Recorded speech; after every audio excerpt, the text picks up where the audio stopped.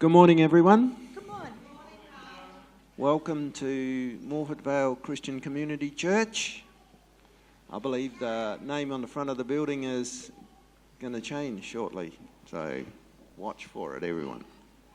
Anyhow, welcome here.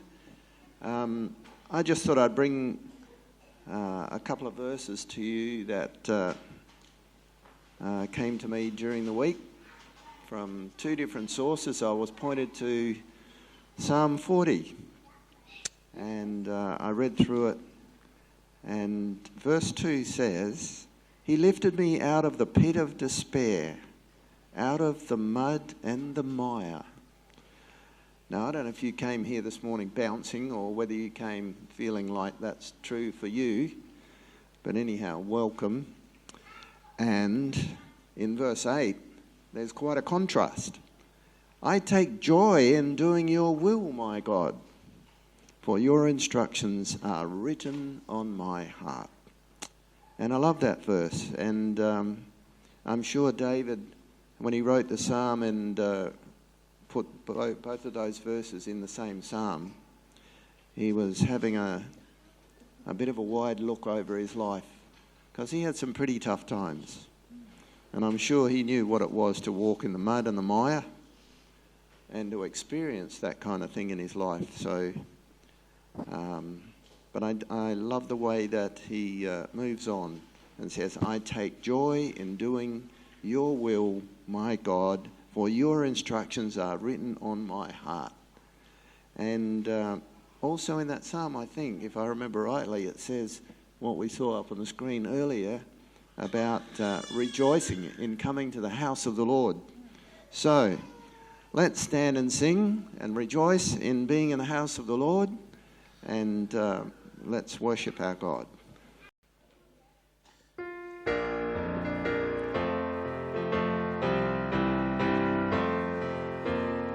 Praise the Lord, His mercy is more.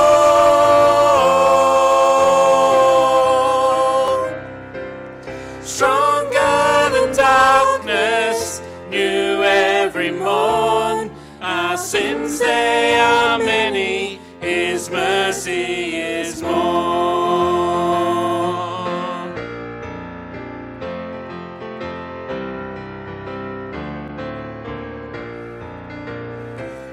What love would remember no wrongs we have done? Omniscient, all-knowing, He counts not their sum. Thrown into a sea without bottom or shore. Our sins, they are many, His mercy is more.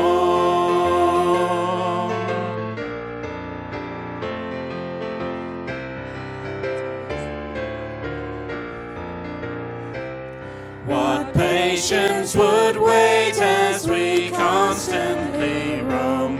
What Father so tender is calling us home?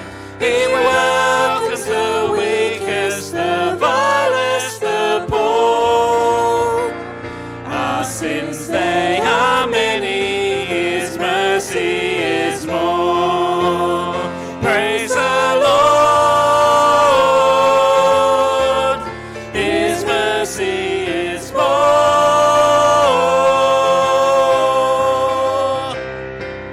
Stronger than darkness, new every morn. Our sins, they are many, His mercy is more.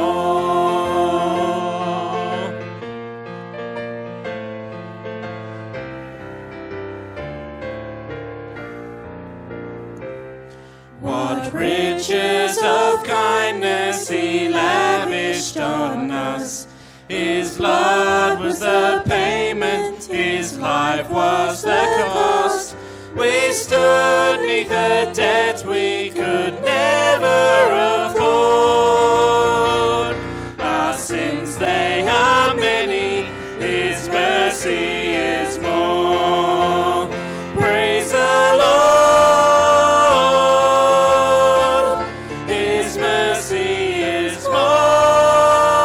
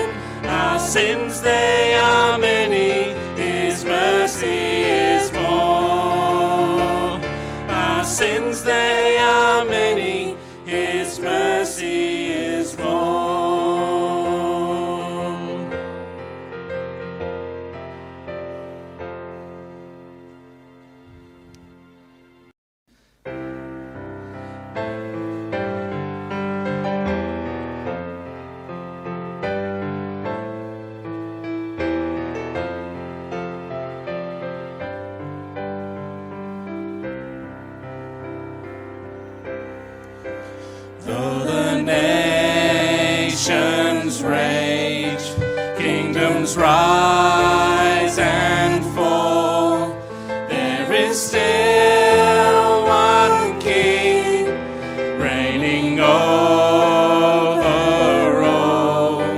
So I will not fear, for this truth remains, that my God is the Ancient of Days.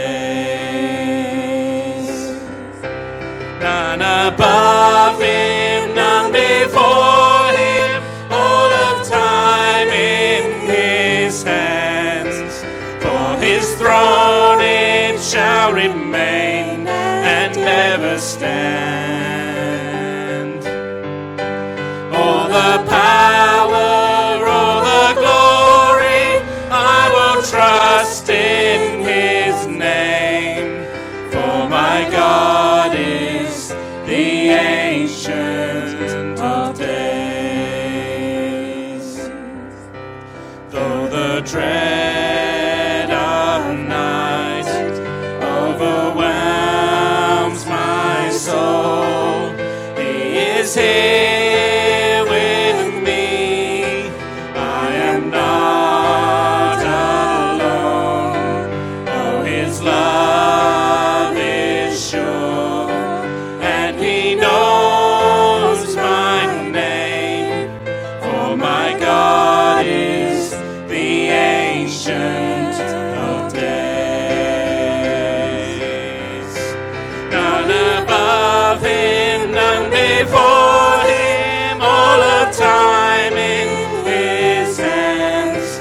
For his throne it shall remain and ever stand. All the power, all the glory, I will trust in his name.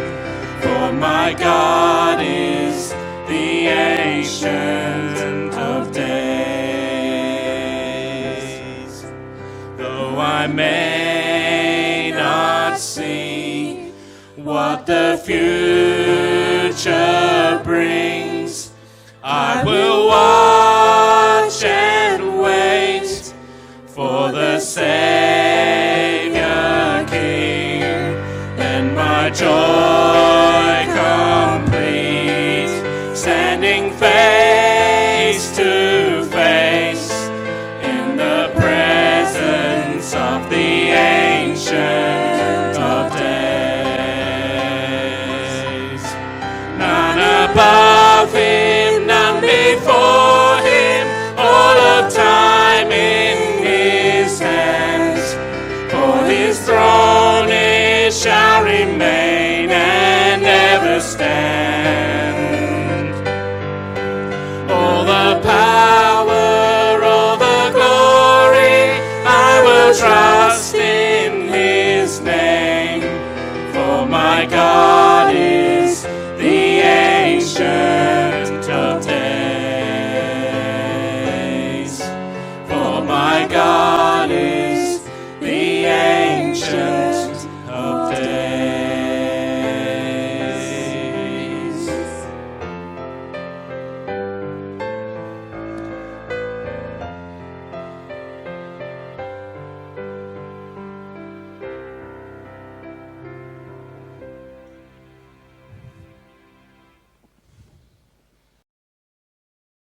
Let's pray. Loving Father, we thank you that you are the Ancient of Days. And Lord, as we come here today, we come in worship of your holy name. Lord, we just are grateful that we come here with a purpose in knowing you more, in appreciating what you do for us, and knowing that you are always there, that you were and you will be, and you stand with us in our need, whatever it might be. Lord, we rejoice in who you are. We thank you for our Saviour Jesus. And we come at this time to give our hearts to you in worship and praise and adoration. In Jesus' name, amen. And I'll call on Stephen. He's coming to read the Bible for us from Psalm 122. Thank you, Stephen.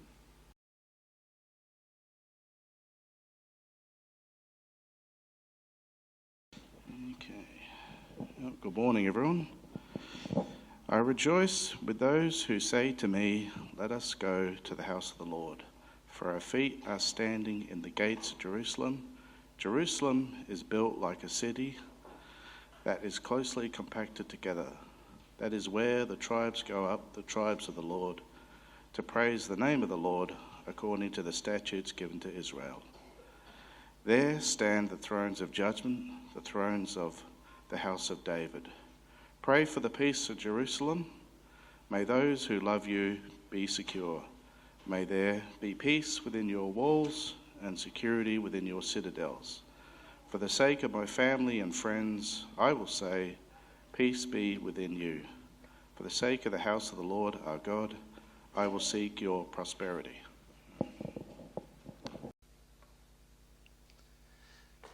Thanks, Steve. Love that psalm that was just read. I was glad when they said to me, "Let us go into the house of the Lord." It's not the first time we've sung those songs this morning, even in practice. You know, when we come and practice and rehearse and get the sound and try to get the tech all running, we're still in a heart of worship, but nothing beats joining with all of God's people in singing those songs. When we come and we unite our voices together, there is a certain gladness that is expressed in the singing, which is what the opening to that psalm is. I was glad when they said, "Let's go to the house of the Lord." It wasn't just one person saying it. It's David saying, everyone said, "Let's go and worship." There is a joy that comes from us uniting our voices together, coming together as God's people, because we want to worship our God. And so thank you for joining with us in our worship. Thank you for participating in the various elements that make our service happen. Thank you, Steve, for reading. Because it's all those things that are acts of worship as the body of Christ, as we open up the scriptures, as we raise our voices to our God. I just have a couple of things that I want to mention this morning before I hand back to Harlan. I'm just going to have a moment's prayer in a moment. Kelvin is going in for his surgery on his knee in either a week or a week and a day, one of those two. So he won't be here next Sunday either way as he prepares to go into hospital to have his knee operation, so we need to be upholding you in prayer. We'll be praying for Sylvia as well. She had a fall a couple of weeks back and is still not with us and still struggling a little bit with that. She's been told to stay put and keep her leg raised and keep everything still there. Michael spoke to me earlier to pray for a friend that he caught up with this week. Is there any details you want me to pray for specifically, or just pray for your friend? Oh, okay.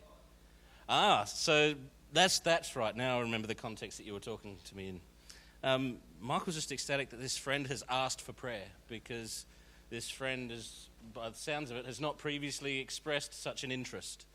And so for her to be asking for prayer in regards to herself and God is quite a step. So why don't we do that right now? Why don't we open up and Margaret, yes, Margaret's not with us this morning as well. And Belle Vincent, who's also been struggling with some back pain this morning as well. I was about to say, no, we're not praying for you. Yes, no, it's fantastic that Harry's with us this morning. He's going to be bringing us the word. So absolutely praying for strength for you as you come and stand at the pulpit, which is something that hasn't been done for a while. So I bet you're looking forward to that as much as hoping that you can push through. So let's just come before our God in prayer as we bring all of these requests before him. Our Father and our God, we thank you for the body that we are. We thank you that you have such a tremendous love for each and every one of us that is demonstrated in such a great way in the cross. We thank you that we have the opportunity to come together and remember that this morning. We think of all our brothers and sisters around us. Many of us have prayer requests that we may at times feel as though they're not worth mentioning. But every single one of us has things going on in our lives, Lord, that we should be laying at your feet. And so for those things that we don't know about this morning, we just ask that you would undertake, that you would be the God that we know you to be, the God that the scriptures tell us of, the mighty God of hosts, the one for whom there is so much joy in coming and worshipping together for. Lord, we think specifically of a few of our brothers and sisters and the trials that they're going through. We think of Kelvin and Sylvia and Margaret and Belle going through their various physical ailments, Lord. We pray for Kelvin as he goes in for hospital next week. We ask that you'd have your hand over the doctors and also your spirit of peace and comfort for Kelvin and for Valda as well, with the anxiety that comes with going into hospital and having such big operations. We just thank you that we can lean on you for those things. We thank you that Harry is with us this morning, and we thank you for the passion that you have placed in his heart for your word. And we ask this morning for strength and clarity as he brings us what you've laid on his heart this morning. May your Spirit be using him to proclaim your truth, and may our hearts be stirred and challenged to change where they need to in order to worship you with greater sincerity and truth. We thank you for the opportunity that we have to be a witness to the people around us, and we think of Michael's friend, and we thank you that there seems to be a work going on in her life. Lord, we ask that your Spirit would be continuing to work in her heart, that whatever she's going through, whatever thoughts that she may be having, that your Spirit would be directing those thoughts to Jesus and the cross.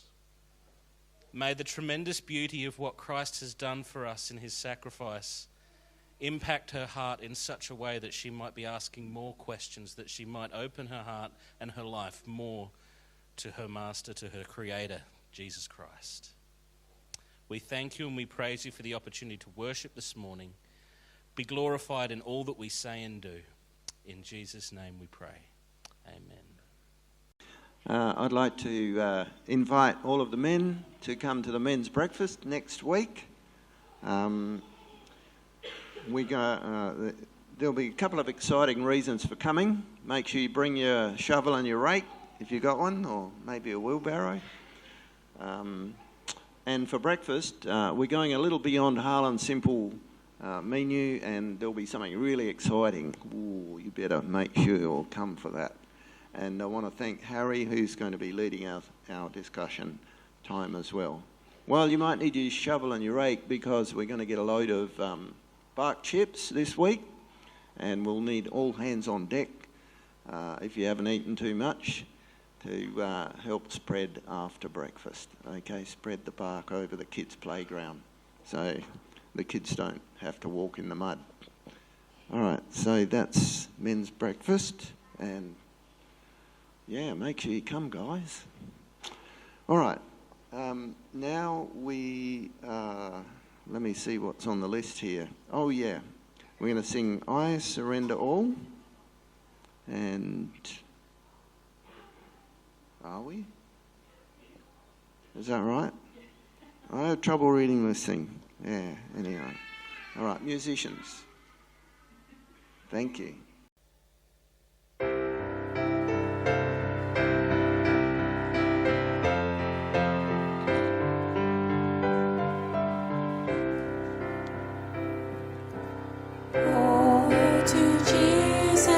I surrender, all to him I freely give. I will ever love and trust him, in his presence daily live. All to Jesus I surrender, humbly at his feet I bow. Worldly pleasures all forsaken, take me, Jesus, take me now. I surrender all. I surrender all to thee, my blessed Savior. I surrender all.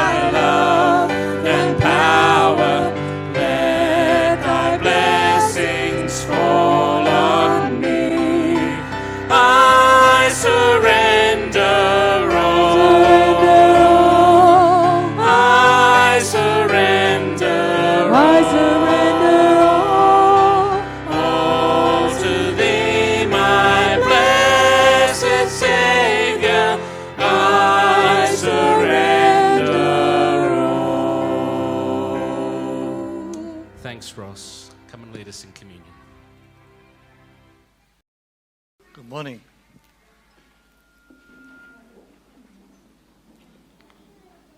During the week I was thinking there's a lot of different names for communion, and so I was looking on the internet and I knew about half of them, and I thought I won't worry about the other half. So the ones that I saw was Holy Communion, Eucharist, Holy Sacrament, the Last Supper, the Lord's Supper, Communion and the Sacrament. So there's a lot of variations for the same thing. And then I thought, what's a similar word to communion? And so I looked at the synonyms of communion. So there's intimacy, rapport, togetherness, accord, association, closeness, concord, contact, converse, fellowship, harmony, intercommunication, participation, sympathy, unity, close relationship and communing. So with all those words for what we're about to partake, they all fit in.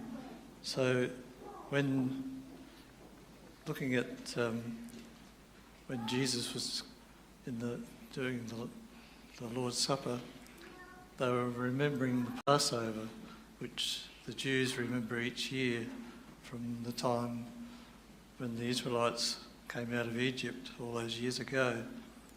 And so, reading in the Amplified New Testament, I'll just read. Now, as they were eating, Jesus took a loaf of bread and, praising God, gave thanks and asked him to bless it to their use.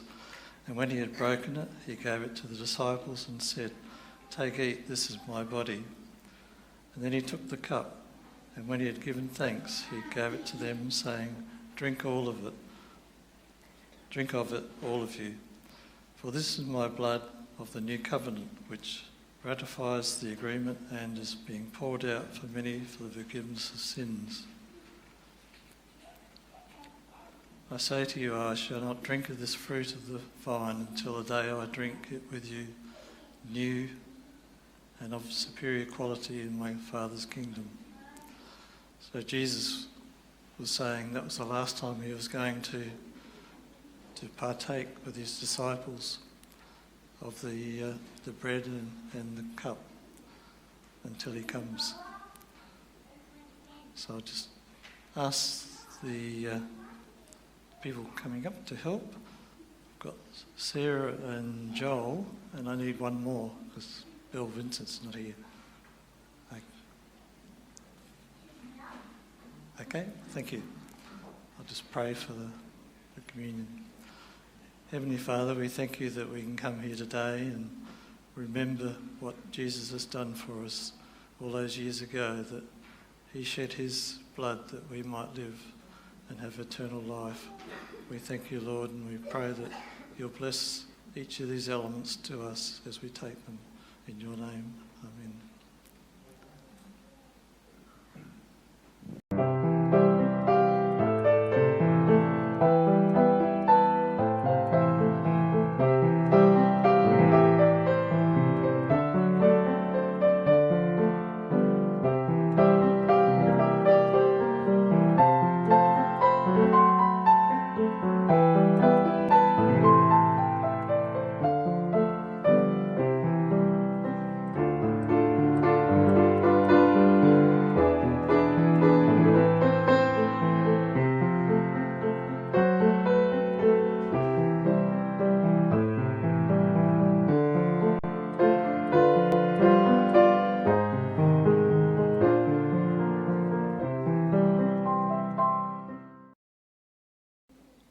Going to move this out.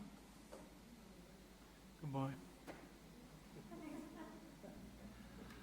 This is going to be a test. I'm not sure I'll make it to the end. But the one thing I've discovered in life, you've got to do what you can. You can't just sit there and think, well, wait till it's all healed, everything's fine. I'd like to read a scripture before we start. And that scripture is one that you'll find in Luke's Gospel, chapter 6, verse 46. It's Jesus speaking, and he's talking, he's discussing some various things with his apostles and the people that are listening, and he's talking about, in verse 46, "But why do you call me Lord, Lord, and you do not the things which I say? Whoever comes to me and hears my sayings and does them, I will show you whom he is like. He's like the man building a house, who dug deep and laid the foundations on the rock. When the floods arose and the stream beat vehemently against that house, and could not shake it, for it had foundations on the rock. And he who hears and did nothing like the man who built a house on the earth without a foundation, against which the streams beat vehemently, and immediately it fell, and the ruin of that house was great." When we start reading these sayings of Jesus, where does your mind go? What do you think it's talking about? How do you think it relates to you and me? When we read it, we go, okay, this is great. You know, I'll tell you where most of our minds goes. Good kid's story, eh? You can illustrate it, you can do things, but we don't really understand it is not a kid's story. Jesus talked in depths of meaning, in simplicity of words. What he said was phenomenal things, so simple that anyone could understand it. But we've taken that, and when it comes to the Gospels, we read the Gospels and we read them as stories like Aesop's fables. They're just like Aesop's fables. They're just like some fairy tale that you can read and you get some meaning out of it. These are the core of Jesus' teaching. We have been going through the kingdom, and I taught that before I had my operation. And I just want to flick through it as quickly as I possibly can so that you can just have your minds refreshed. If you've forgotten it all, you better come and tell me, because I'll go through it again with you. This is important, that we understand what the kingdom of God is like and the Savior who's king of that kingdom is. We talked about the kingdom of God is built on God's authority. It's established through the oneness of God. It's revealed in the person and work of Christ. It's expressed through the commitment to that what God has been doing. And as we think of those things, that's what... Oh, have I got it on again? Yep. Oh, gone wrong way. That's it. The insight to the story of the kingdom is it revolves around a king. It distinguishes his identity. It establishes his activity, and it explains his authority. We need to know all we can. If you've forgotten those things about the kingdom, then you need to know, and come and ask me, and I'll go through them again. I'll give you a piece of paper. I'll put it on a memory stick. I'll write it on your hand. I won't tattoo it on your body, but I'll do all I can to give it to you, because it is important that we understand this is what the gospel's about. Why did I read those verses? I did at the beginning about the man who built his house upon the rock, because we need foundations. We need foundations that we can stand on firm. Foundations that will stand against the test of time. Foundations that will be structurally secure when the storm comes in our lives. Without foundations, we've got nothing to base our Christianity on. And Jesus is telling us, have you got foundations? What's the foundation of the kingdom? Where are we laying our foundation? Where do we start? Well, we've gone through the kingdom. We've been explaining what the kingdom is. Now we need to look at the king. Where do you start with Jesus? Do you know there's so many people who know the name of Jesus and say, oh yeah, I know what Jesus is. I know who Jesus is. I understand what Christ has done. And the concept is far from where the gospel would take us. Where do you start?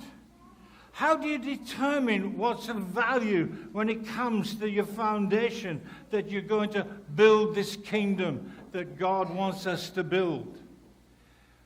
Do we start somewhere with pictures of Jesus when he was born? The majority of people in the world would know and celebrate Christmas. And they celebrate it in such a way that that's the beginning of Christ's existence. It's not the beginning. We have to look at the foundations that will keep solid. In the Old Testament, there is a constant progression, a constant transition from the Old Testament. In the Old Testament, Jesus is pictured in all that happened in the feasts. Is pictured in all the things that they did in the activity to remember what God was doing. And if you don't go back to that, then you don't understand what it is until you come to the prophet. Then there's a transition. Because it's not the feast that the prophets are interested in. It's not the vision of those feasts over and over again, the sacrifices. The transition now is he's seen as the Lamb. The prophets relayed Jesus as the Lamb of God who was slain, the Son of Man who has come to seek and to save until we come to the New Testament. And when we come to the New Testament, we come to something fantastically different. The transition. Jesus was there at the beginning. He was there with the prophets as they discovered who he was. He was there at his birth as he became a man. And the transition is going from one thing to another. If you've just got a Jesus that begins in the New Testament, you're missing something. You're missing a foundation. You need to find the Jesus that's revealed in the Old Testament. It's like today when people want to talk about the creation of the world, why do they only talk about one thing? So we're talking about the creation of the world, and what do most people talk about? Substance. Oh, we've come from this. This happened this way. They're always talking about substance. No one ever talks about principles. You know what? You can't have a world with just substance. You've got to have principles. Can't anybody tell me if you can play cricket with a bat handle? You can try, but it's not there. You've got to have principles. Anybody been watching Wimbledon? You know what? You can't play tennis unless your racket's strong. Somebody has to put that in. And when it comes to the understanding the gospel and who Christ is and the king who's going to bring in this kingdom, we're so prone to take on whatever we want to take on and get this wonderful, weird picture of Jesus, and we don't see him. What do you think it was in the New Testament that affected most people that when Jesus came and revealed himself? Most of us would say, oh, he was proving he was God. Jesus never came to prove he was God. He didn't. Why? Because he was God. The spiritual world knew that he was God. The moment he became flesh, they said, what have you got to do with us, you Jesus of Nazareth? We know you are the Son of God. So he didn't come to show his authority. He had it. He didn't come to show he was God. He was it. He came with a specific reason to be the king of the kingdom. We've already said of those things. The foundation we need is the kingdom principles. But the king we need to know what it is that they're facing, what it is that God is concerned with. Let's go. I'm going to go through the New Testament or through the Gospels. In chapter 4 and verse 4 of 15 minutes. Chapter 4 and verse 4. You know the story. Jesus is being tempted by the devil. And he said, if you are the Son of God, command these stones to become bread. And Jesus answered him, saying, it is written, you shall not live by bread alone, but by every word of God. And the devil takes him up into a high mountain and shows him all the kingdoms of the world in a moment's time. And he said to this, I have all this authority I will give to you, and the glory that has been delivered to me, and I will give it whoever I wish. Therefore, if you will worship me, if you will worship before me, all will be yours. And Jesus answered, get out of here, Satan. It's written. Do you know what Satan was? Satan was attacking Jesus. Was he attacking him because he was God? No. He knew he was God. He was attacking him because Jesus had become a man. And he's saying now to Jesus as a man, here, this is your first test. I'm going to ask you, Jesus, to live as to just fulfill the lust of the flesh so that you can know and people will realize you'll prove that you are God. Jesus was not here to prove he was God. He's always been God. He was here to show he was a perfect man who was going to be the sacrifice for every one of us. And so Satan comes and says, you prove that you're God. Come on, you show us. You show these people. You get the lust of the flesh. Come on, Jesus, I'll show you the kingdoms of the world. You follow the pride of life. You let the lust of the eye take over, and you just come and show yourself to be the Son of God. Come on, before it's begun, let's show the people who you are. Let's have a big show. Let's have a wonderful expression of the fact that you are God. Jesus says you shan't live by bread alone. Jesus says, get out of here. Jesus tells him that he is not there to worship anyone else. What the devil was trying to do, and the foundation we have to understand, is the foundation that Jesus is a man. There's all kinds of things that people believe he was. I'm not going to read that. I get a little magazine called The Carcass. If you don't get it and you're interested in it, you might want to. It doesn't cost you anything if you don't want to pay for it. But it's a man, it's an Australian man, and he looks at the things that are going on in Australia and in the world. This last one, he's done a survey of some of the things that are happening in our day and generation. He gives you facts, he gives you times, he gives you places where things were said. Some of the things that have been said in his magazine he is talking about the Anglican Church. And in 1986, the Archbishop David Jenkins got a standing ovation because he said he doubted in the virgin birth and the resurrection.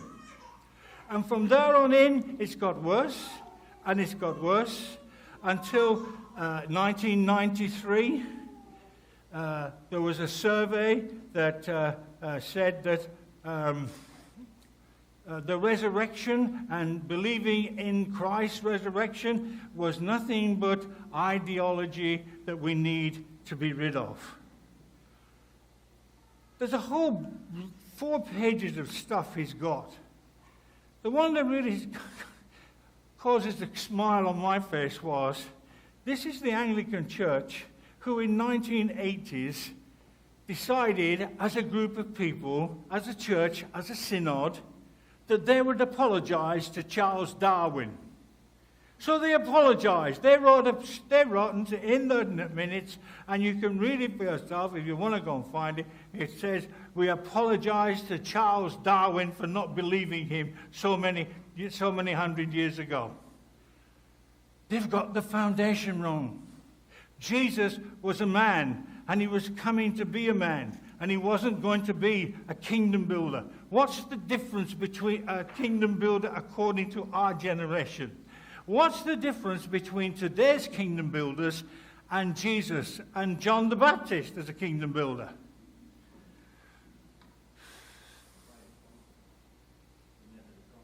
The method of conquest. What did John the Baptist say? I must decrease so that he can increase. Our kingdom builders today are saying, oh no, I must increase so that he can decrease. It's me that's important. They've fallen into this trap. Jesus gives the illustration in chapter 4, and he shows us, look, you're not getting me to live in the flesh. You're not going to get me to fall down right now. And so he tells Satan to get out of it.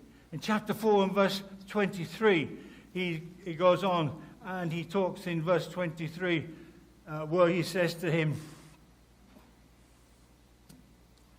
yeah, it's the wrong reference. I'll read it, 23. So he bore witness to him, and he marveled at the gracious words which were proceeded out of his mouth. And they said, Is this not the son of Joseph? What was it that affected people? This is Jesus, and he's telling us that today, this reading of the scripture which he has read has been fulfilled in their ears. This is the day. This is the proclaimed, the acceptable year of the Lord. And this is what he read. And the Spirit of the Lord is upon me because he has anointed me. He preached the gospel to the poor, to send me to heal the brokenhearted, to proclaim liberty to the captive, to recovery of sight to the blind, and to set at liberty those that are oppressed. And then he said, this is the acceptable year of the Lord. And they said, man, this is the son of Joseph. Let's get rid of him. They missed the fact that Jesus came as a man, and as that man, he was going to be the sacrifice for mankind, and he wasn't going to be taken in by the sins of the flesh. In chapter 5, you find a similar thing, where in verse 10, he calls, what does he call? Now, he could have called himself a whole lot of angels to help him. He could have gone, it's going to get rough. It's going to get rough. People are going to be opposing me. I've only just started, and they've started opposing me. And so in chapter 5 and verse 10, and so he said to James and John, the son of Zebedee, who were partners with Simon, and Jesus said to Simon, do not be afraid, for now on you will be fishers of men. He could have called all the angels he wanted. He could have called all the forces of heaven he wanted. But what does he call? Simple fishermen who know how to put worms on hooks. That's all he chose. Why? Because he was a man, and he had to bring this. I'm the king of the kingdom. This is who I am. You need to see me as this.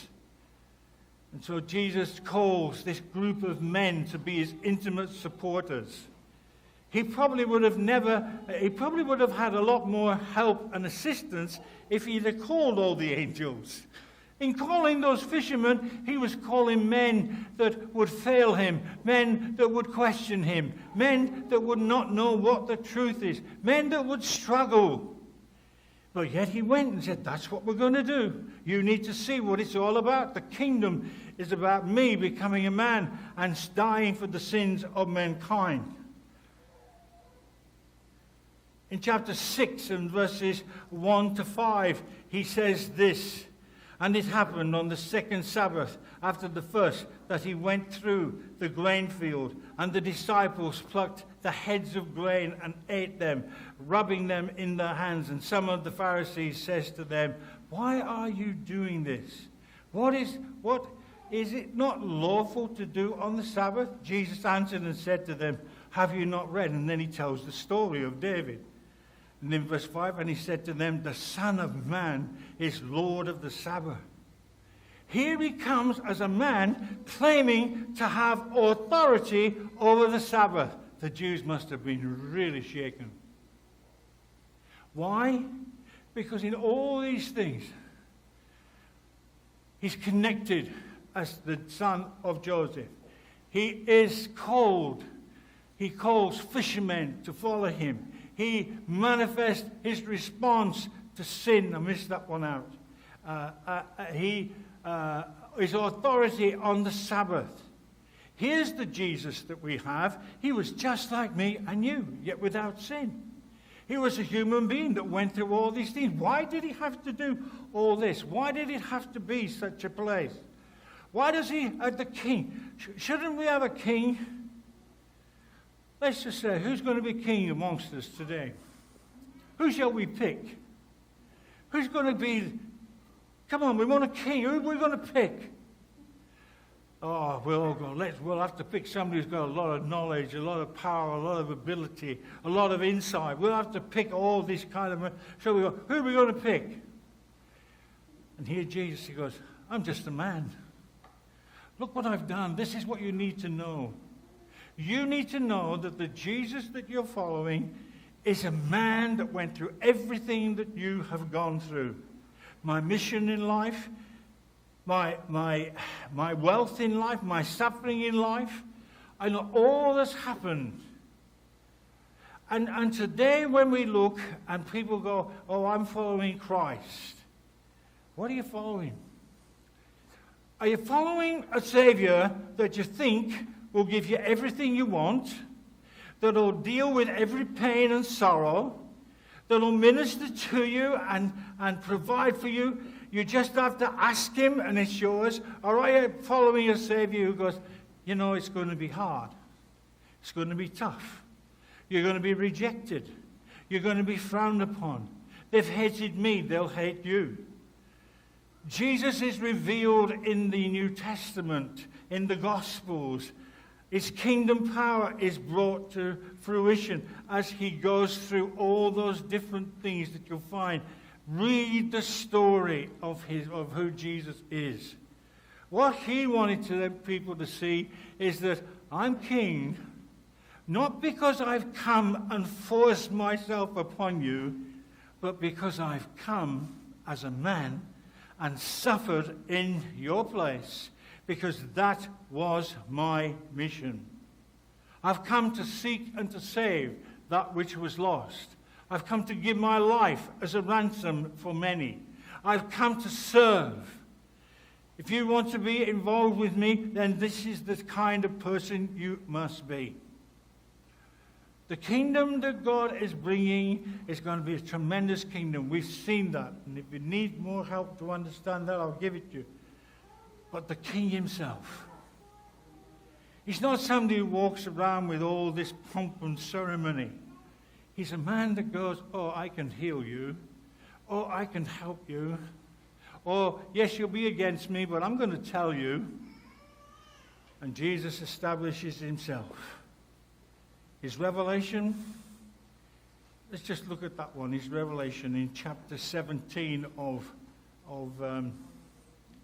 Luke's Gospel, and verse 30, where he says, "In that day, he who was on the housetop and his goods are in the house, let him not come down to take them away. And likewise, the one who is in the field, let him not turn back." Remember Lot's wife.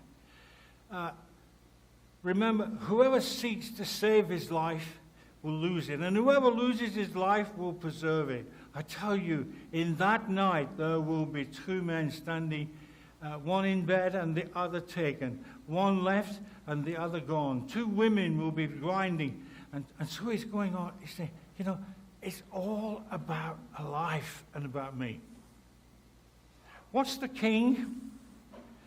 The king that we serve, who's coming to establish his kingdom, is a king who's been where we are. He's suffered. He's a king who isn't looking for prosperity because he has all those things as God. He's coming to show us as a perfect man he lived. And what was questioned in the gospel, and what all these stories you've got in the gospel about Jesus are stories about his humanity, how he responded, what he did, what he expected, so that we might see him as the King of Kings and Lord of Lords. He will come in his majesty. He will come in his glory. But he's coming first and foremost, and he came as that man who chose sinners, who ministered to the sick, who was called the friend of tax collectors and sinners. He was just like we are, yet without sin. That's what fooled the people. That's what they couldn't see. If you watch TV and you watch our modern day evangelists, what are they showing you? What do they show you? They show you, oh, we're men and women who've got it all together. We've been there, oh, we know how to do things.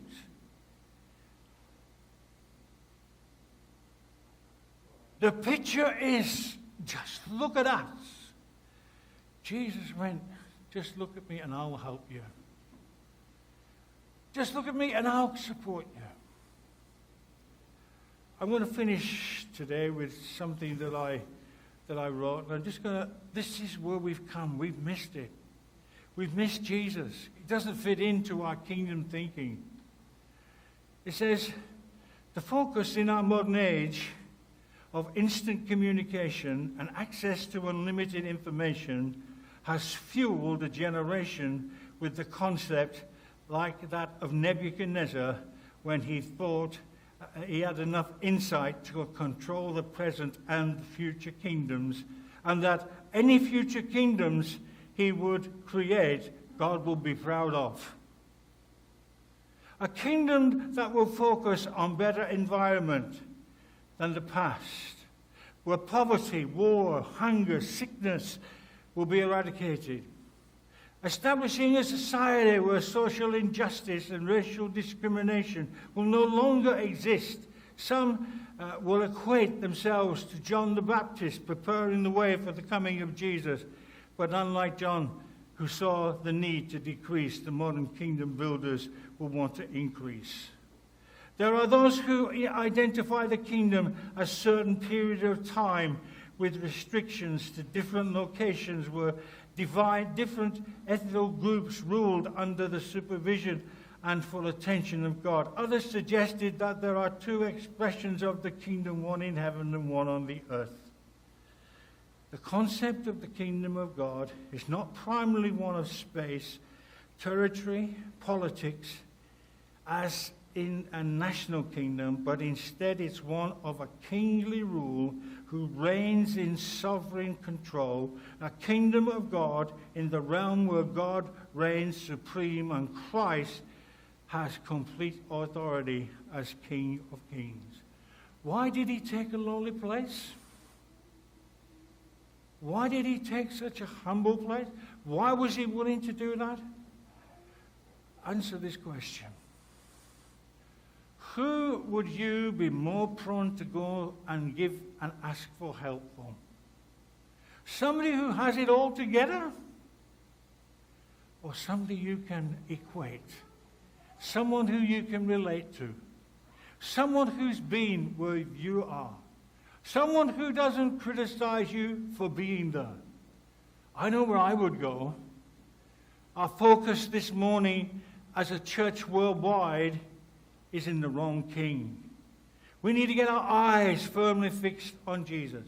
Now, going through your mind, there should be lots of verses about Jesus and how he humbled himself and gave himself for us. We're building a king. And that king was seen in the Old Testament in pictures, revealed in the prophets through their revelation, expressed through his own life of humanity. And there we'll have to leave it this morning. Is that the Jesus you're following? Or someone you're afraid of sometimes? Can't really go there. How long does it take you to confess your sin? How long does it take you to go and get right with brothers and sisters? Because you think God might be against you. Tremendous picture we have of Jesus in his humanity. Let's just pray. Our Father, we thank you this morning. We thank you that we have a king who's king who's got all power, all authority. But as a human being, he had all the necessary means to minister to our needs. And so we thank you for him. We pray you'd help us to understand how he wants to interact with us, how we can make him Lord of our life by just surrendering all that we have and following him to where he desires us to give our lives, because we give you thanks in Jesus' name. Amen.